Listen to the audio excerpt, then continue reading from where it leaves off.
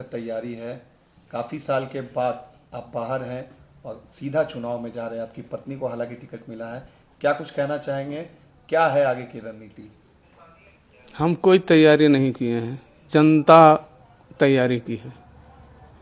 जनता लड़वा रहा है और जीत सुनिश्चित है। जनता का जब प्यार है तो हमको क्या आवश्यकता है वहाँ कुछ करने का। हम गरीबों की लड़ाई लड़े हैं।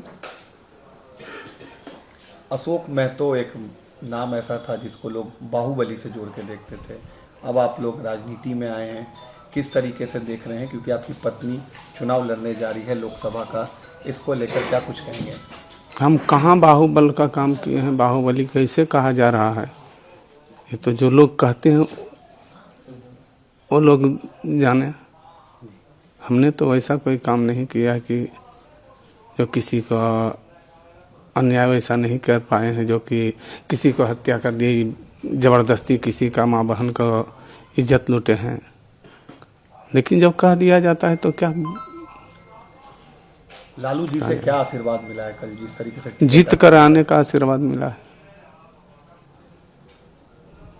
आपने शादी की, जेल से आने के बाद आपकी शादी को लेकर भी मीडिया में, सोशल मीडिया में काफी ज्यादा चर्चा हुई। किस तरीके से आपने ये मन बनाया कि आपको शादी करना है, उसके बाद चुनाव में जाना है? आखिर दिमाग में क्या चल रहा था आपके? सामाजिक लड़ाई जो लड़े, इसके चलते समाज में, जनता में का आवाज था कि शादी करके हम तो प्रतिबंधित हैं अभी कोर्ट से, कानून से, तो हम नहीं लड़ पा रहे थे। तो जनता का पुकार हुआ कि नहीं, शादी करके लड़वाया जाए, तो हम शादी कर लिए। पर्सनल लाइफ के बारे में, आप जो व्यक्तिगत आपका जीवन है उसके बारे में कुछ बताना चाहेंगे? क्योंकि लोग काफी समय से आपके बारे में जानते हैं नहीं है। आपकी धर्मपत्नी जिनसे आपने शादी की, उनके बारे में भी पब्लिक डोमेन में काफी ज्यादा चर्चा नहीं हुई है। तो क्या कुछ है, कैसा व्यक्तित्व है? क्योंकि अगर जीतेंगी तो लोकसभा की एमपी बनेंगी, उनके बारे में क्या कुछ कहना चाहेंगे? हम अभी तक तो ब्रह्मचारी थे और अब आगे क्या होगा ये तो नहीं कहा जा सकता। और इसी तरह से शायद वो भी साध्वी सीता ही है, अभी है। कैसे बातचीत हुई, कैसे स्टार्ट हुआ आप लोगों का मुलाकात? कहीं कोई अति स्टार्ट कहाँ हुआ। समाज का सामाजिक जो रीति रिवाज है उसी के अनुसार तो शादी हुआ है। मुंगेर की सीट से चुनाव लड़ रही हैं वो। मुंगेर काफी नामी सीट है बिहार में। लोकसभा की बात करें तो सामने ललन सिंह होंगे, तो कैसे देख रहे हैं इस सीट पर? अपनी वाइफ कंटेस्ट करेगी ललन सिंह से, कैसे मुकाबला रहेगा? कुछ नहीं, कोई मुकाबला नहीं रहेगा। ललन सिंह बहुत पीछे रह जाएंगे, कोई ही आता पता नहीं रहेगा। हमको हर जाति के, हर धर्म के, हर गरीब गुरबा का वोट हमको है। तो कितने वोटों का मार्जिन आप देख रहे हैं ललन सिंह के? कम से कम 3 लाख। 3 लाख वोटों से? जी, क्योंकि ललन सिंह भी पूरी तैयारी कर रहे हैं मुंगेर। वो तो खरीद रहे हैं वोट को, इधर उधर बहुत पैसा बांट रहे हैं। लेकिन हमारे यहाँ हमारे साथ जनता है तो हम तो 1 रुपया कहीं खर्च नहीं कर रहे हैं। सब चंदा आ रहा है, चंदा करके सब अपना लड़ रहे हैं सब लोग। एक आरोप ये भी लगता है या फिर कई सवाल खड़े होते हैं कि आरजेडी टिकट बेच रही है। क्या आपके साथ भी ऐसा? तो किसी के ऊपर जब भय, यही तो है सबको, जिनको भय है वो ये बात बोल रहे हैं कि अगर मजबूत प्रत्याशी आया तो खरीद लिया, टिकटें खरीद लिया। टिकट खरीदने के लिए रुपया कहाँ से आया हमको बतावेगा ना कोई कि कहाँ से रुपया लाया है?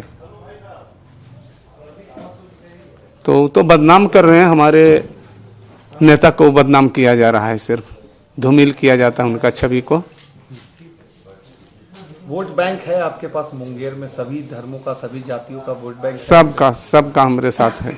गरीब गुरबों का सब वोट हमारे साथ है।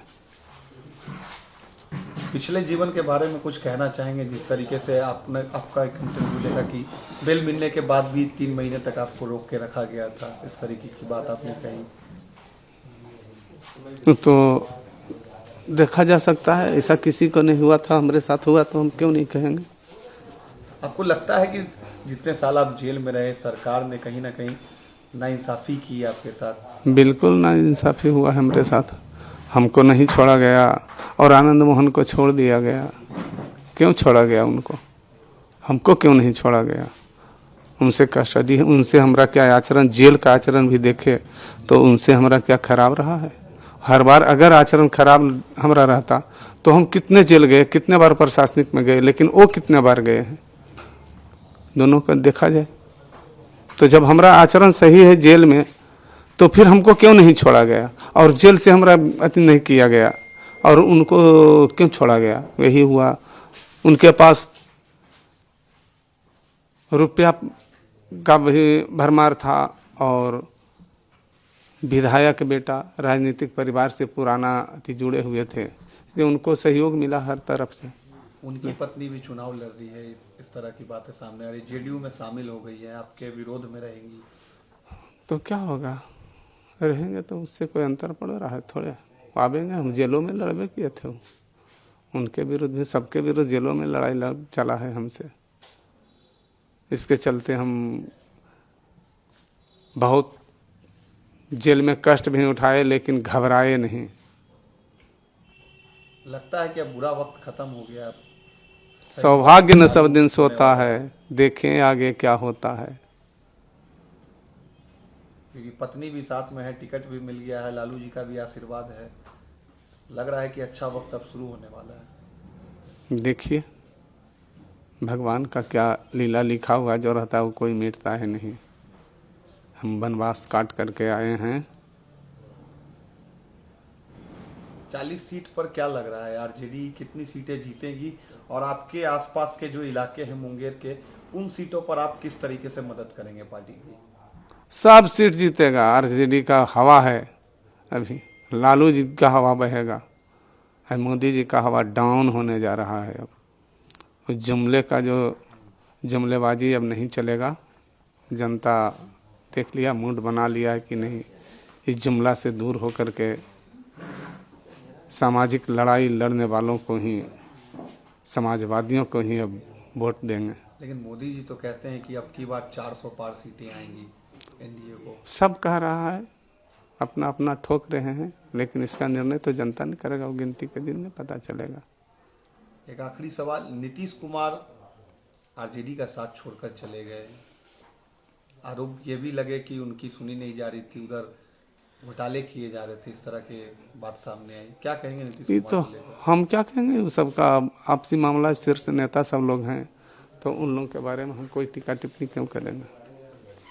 आपको ये नहीं लगता कि नीतीश जी के जाने से आरजेडी को कहीं नुकसान हो जाए लोकसभा चुनाव में? हमको इस सब पर कोई अथी नहीं है, हम नहीं कुछ बोल सकते हैं।